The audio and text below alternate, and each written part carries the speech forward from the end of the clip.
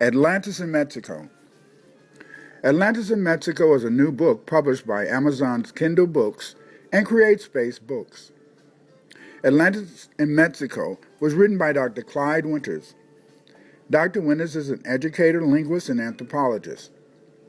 He has taught education and linguistics at Governor State University and St. Xavier University, Chicago. Atlantis in Mexico is separated into 12 chapters and one appendix. In Atlantis in Mexico, Dr. Winters tells the story of the Olmec people, who founded the mother culture of ancient Mexico. The Olmec people were descendants of people from the lost island of Atlantis, who had established a colony before Atlantis sank in the Atlantic Ocean in ancient Libya. Plato tells us in Timaeus that Libya was part of Atlantis. Platus wrote, Atlantis controlled within the straits of Libya up to the borders of Egypt and Europe as far as Tyrrhenia.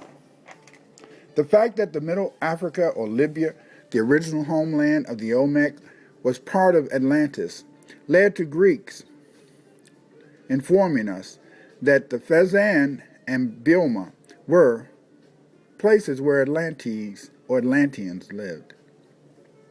In Atlantis in Mexico, we learned that the Olmec in their Libya, Atlantis homeland, had a rich heritage of boat building and astronomical navigation.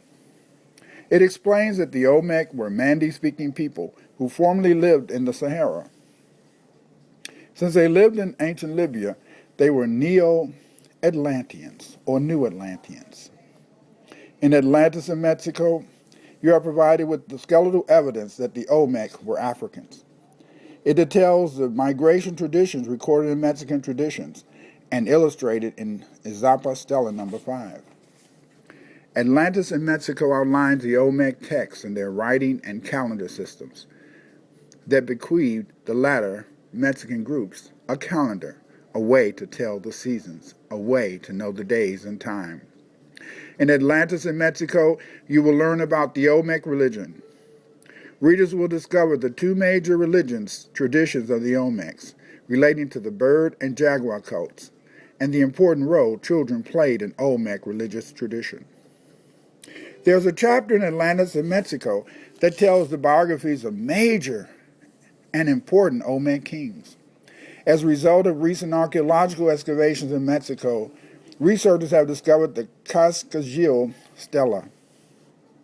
This is an important Olmec text because it records the obituary of King Beppo, the name of the king represented in the Olmec head from Levanta. San Lorenzo, the Olmec head number 3. In the final chapter of Atlantis in Mexico, readers discover aspects of Olmec's calendrics. In this chapter, you will learn that the Olmecs introduced the Mandi calendar used throughout West Africa into Mexico, and how it became the foundation of later calendars used in Mesoamerica by groups such as the Maya and Aztecs.